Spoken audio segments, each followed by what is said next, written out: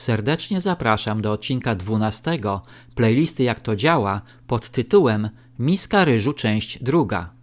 W poprzednim odcinku 11 Miska ryżu część 1 opowiedziałem o zagrożeniach wynikających z wprowadzania waluty cyfrowej CBDC.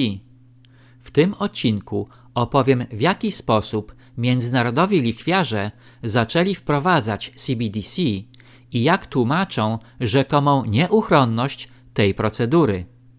Powróćmy do cyfrowej waluty CBDC i zadajmy pytanie, czy międzynarodowi lichwiarze rozpoczęli już proces wprowadzania tej waluty. W ponad 200-milionowym państwie afrykańskim, kraju ropą płynącym, czyli Nigerii, elity bankierskie z osi Wall Street i londyńskiego City zdecydowały się przetestować system CBDC, czyli pieniądza elektronicznego. Wybór Nigerii do tego eksperymentu był jednym z najgorszych możliwych. Kraj co prawda ogromny, ale z problemami dostaw elektryczności oraz niewielką ilością bankomatów. Poza tym w Nigerii zdecydowana większość osób używała gotówki i nagle na początku lutego 2023 roku wycofano z obiegu stare banknoty naira. Co prawda rozpoczęto wydruk nowych banknotów, ale w ilościach celowo niewystarczających. Nigeryjczycy znaleźli się w dramatycznej sytuacji braku pieniędzy, nawet na zakupy podstawowych artykułów żywnościowych. Na stacjach benzynowych rozpętały się boje o benzynę w kraju o najbogatszych zasobach tego surowca w całej Afryce. Przed istniejącymi bankomatami ustawiły się potężne kolejki ludzi próbujących wypłacić swoje pieniądze. Doszło do poważnych zamieszek, a nawet podpaleń banków i niszczenia bankomatów. Tak oto wyglądał test na wprowadzenie CBDC w Nigerii. Polityka ustępującego prezydenta Muhammadu Buhari i Banku Centralnego Nigerii rozwścieczyła Nigeryjczyków. Ich władza narzuciła wymianę pieniędzy, powodując niedobór gotówki. Jednocześnie wprowadziła przymusowo cyfrową walutę, czyli tzw. CBDC, której nie mogła zaakceptować większość Nigeryjczyków. W efekcie wprowadzenia CBDC ludzie mieszkający w Nigerii zostali pozbawieni gotówki, czyli wszystkich swoich pieniędzy. Moi drodzy, sądzę, że nasza reakcja na te zakusy ograniczania naszej wolności nie powinna być łagodniejsza. Nasze elity rządzące, reprezentujące interesy łajdaków z zagranicy, wcale nie zamierzają bronić naszej wolności i niestety mogą doprowadzić do sytuacji, kiedy jedyną możliwą formą wyrażenia naszego niezadowolenia będzie bezpośredni protest, co najmniej taki jak w Nigerii.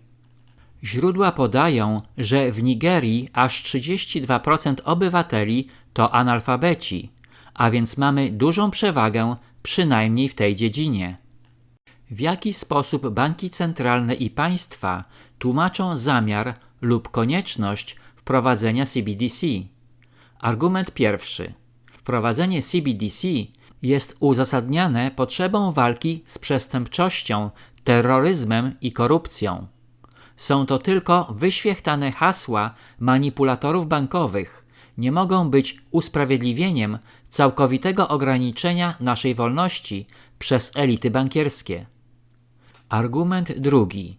CBDC ułatwia transfer środków, zwłaszcza przelewów transgranicznych.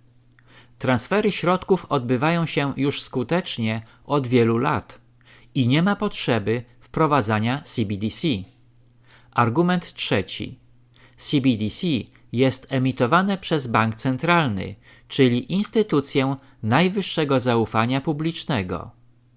Niestety, historia banków centralnych oraz faktyczne ich działania zdecydowanie zaprzeczają takiemu twierdzeniu. Argument czwarty. CBDC może ułatwić korzystanie z cyfrowych rozwiązań płatniczych osobom, które do tej pory z nich nie korzystały. To nie jest żaden argument, gdyż od wielu lat istnieją karty płatnicze, z których oprócz gotówki korzysta większość obywateli. Jednym słowem, żaden z tych argumentów nie przekonuje o potrzebie wprowadzania systemu więzienia elektronicznego, do którego chcą nas wtrącić międzynarodowi złodzieje, praktycznie okradający nas od wielu lat. O kulisach władzy w naszym małym imperium opowiem w kolejnej playliście pod tytułem Polska Bryza, która ukaże się po zakończeniu playlisty Władcy Olimpu. Czy CBDC to tylko straszenie obywateli? Oto jak wygląda nasza rzeczywistość w aspekcie waluty cyfrowej CBDC. Według badań Banku Rozrachunków Międzynarodowych, popularnie nazywany BIS w Bazylei, playlista Władcy Olimpu odcinek 14, prawie 90% banków centralnych z całego świata zaangażowanych jest w badania nad emisją CBDC, a kilka państw już oficjalnie je wdrożyło lub też przeprowadza tak zwaną pilotażową wersję projektu. CBDC już zatem wprowadziło lub też obecnie wprowadza kilka państw świata, chociaż niekoniecznie na całym terytorium. Można wśród nich wymienić takie kraje jak na przykład Bahamy, Nigerię, Chiny, Jamajkę, Rosję czy też Indie. Ponadto bardziej zaawansowane w tym zakresie są obecnie Szwecja, Kanada, USA i niestety Unia Europejska. Teraz staje się jasne, dlaczego Unia Europejska naciska tak mocno na zmianę traktatów i zniesienie prawa weta.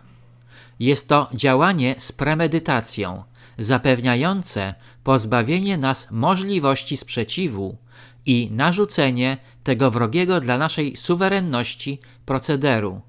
Przypominam o fakcie głosowania naszych 9 rzekomych przedstawicieli w Unii Europejskiej, akceptujących beztrosko narzucone odgórnie zmiany traktatowe. Link w opisie odcinka. Chyba nadszedł czas gruntownej rewizji i rozliczenia polityków zajmujących się reprezentacją naszego małego imperium. Kończąc ten niezbyt optymistyczny odcinek, zachęcam do reakcji przeciwko wprowadzaniu CBDC oraz walki o utrzymanie gotówki w Polsce i na świecie. Oczywiście sprzeciw i walka powinna być w formie pokojowej, na przykład poprzez udzielenie poparcia dla mediów społecznościowych podejmujących ten temat, uświadamiania członków rodziny, znajomych, prowadzenia dyskusji w swoich kręgach. Chyba że zostaniemy sprowokowani bezmyślnymi działaniami naszych marionetek do całkowicie odmiennych reakcji. Na tym zakończę odcinek 12, w którym opowiedziałem o rzekomej nieuchronności wprowadzania waluty elektronicznej CBDC. Serdecznie zapraszam do kolejnego odcinka 13 pod tytułem Miska ryżu, część 3.